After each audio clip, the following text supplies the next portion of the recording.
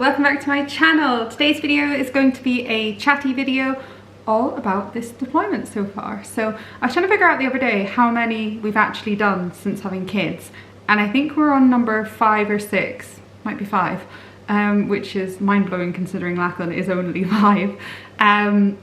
Nearly all of them have been about 6-7 months. There was one nature one that was a bit shorter. I think that was 3-ish months, 3 or 4 months, 3 months, can't remember. And this one's a bit shorter because the rotations have changed out where Rob is at the moment. So this is going to be 4 or 5 months. The only thing is you often get more of them within the 3-year sea draft. So we'll see what happens. He might be away again before Christmas. He might not very sure.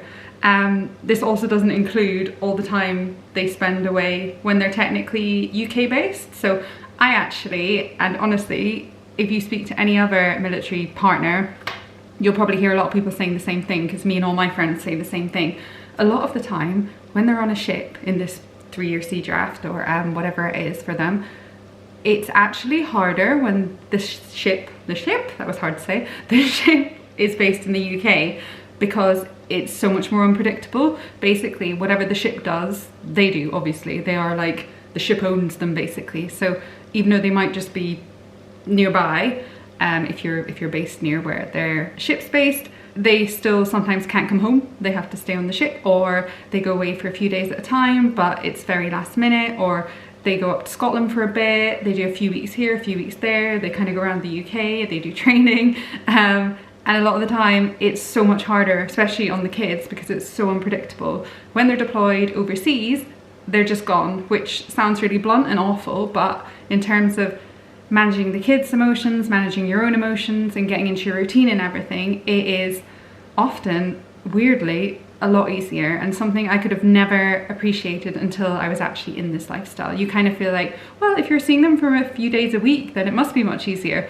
But I think as well, another side of it that people often don't understand or talk about is you can build up, it sounds awful again, but you can build up a lot of resentment when someone's coming in and out of your life. So say if like they're based in the UK and they're like, I'll be home tonight, and then they'll either turn up at like 10 o'clock when everything's done, like the kids are in bed, the tea's all been done, everything that kind of like you'd like to have someone there with you is already done by the time they come back, and then they leave really early in the morning, sometimes before the kids get up, to go back to the ship, and they come back, they mess up the routine, the kids get more emotional. It's just so tricky, like honestly, it's so hard to describe. Sorry, my eyes are really watery today. I don't know if it's like hay fever kicking in. I'm not crying.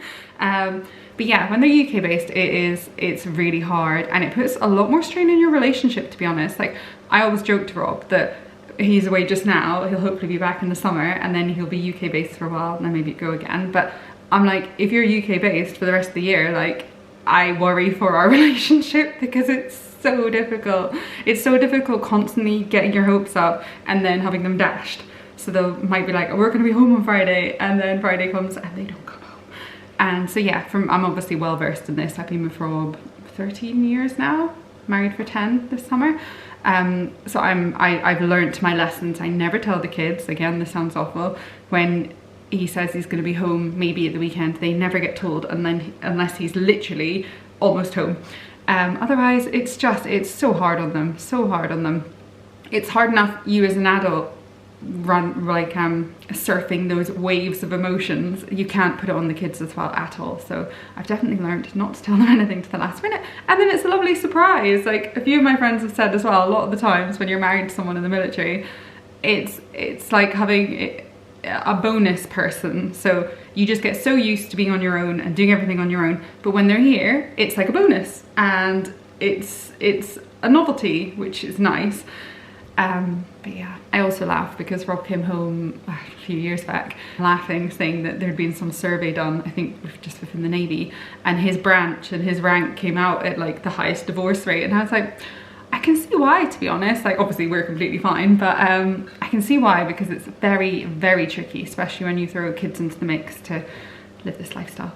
But yeah, anyway, that kind of went off on a tangent and went on for a bit. But this deployment has, I think, so far, hands down, been one of my worst. And that's even in comparison to the one I had when I was pregnant with Lachlan, and then had 3 months of a silent reflux baby without their dad here. So yeah, I think what it is the kids are older, so they're just turned 8 and 5 now, and before they didn't have as much concept of time, so it was kind of easier to distract them, I guess. Whereas now, this was the first deployment that I had in the lead up to the deployment, a lot of emotions from Isla, bless her little heart. So a lot of tears and sadness and anger and worry as well. That's a new one because obviously their little brains are developing, and the older they get, the more they're kind of comprehending what goes on in the world, which is another thing actually in terms of having a dad in the military.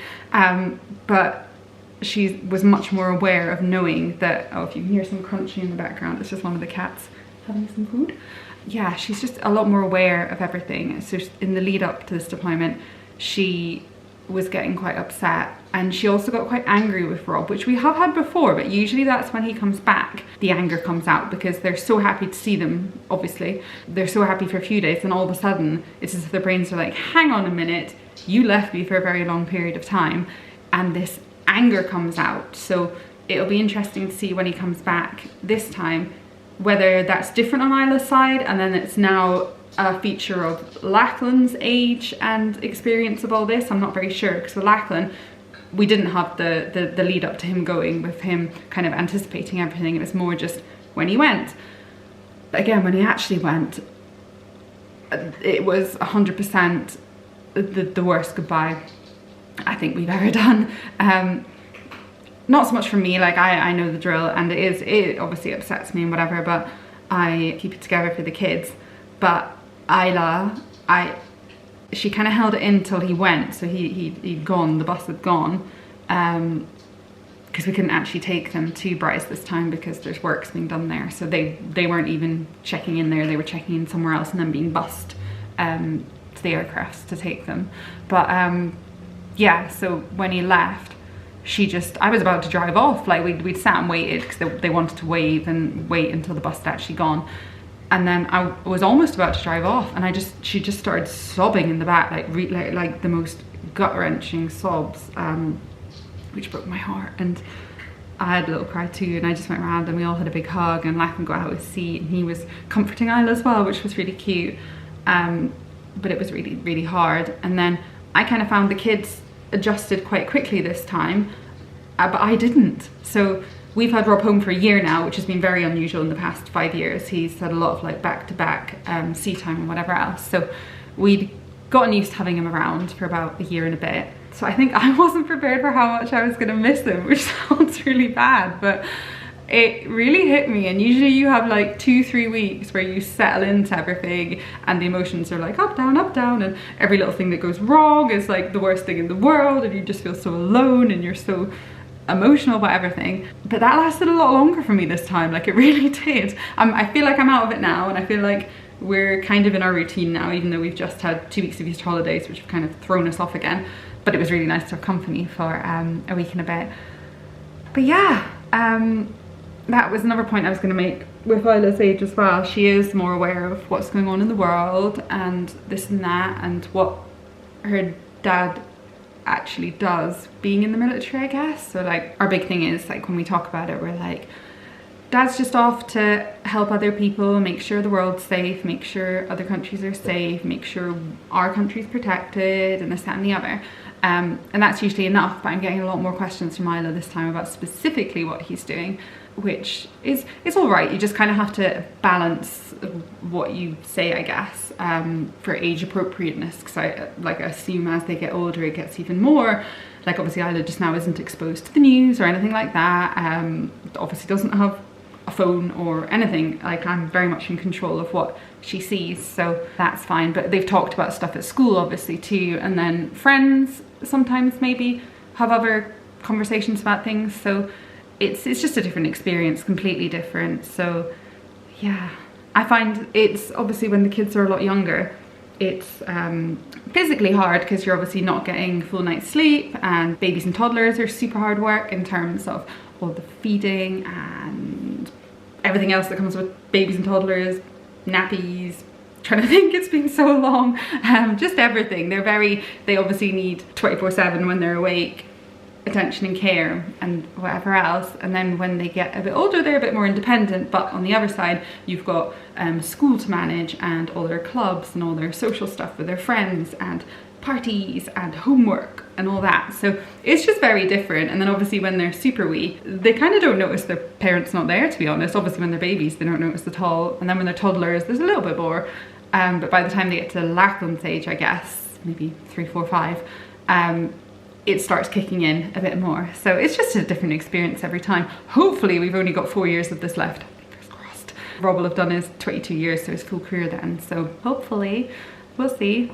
I'm not 100% convinced. I don't think he's 100% convinced he'll come out, but we have a lot of plans for when he does come out, so hopefully he does.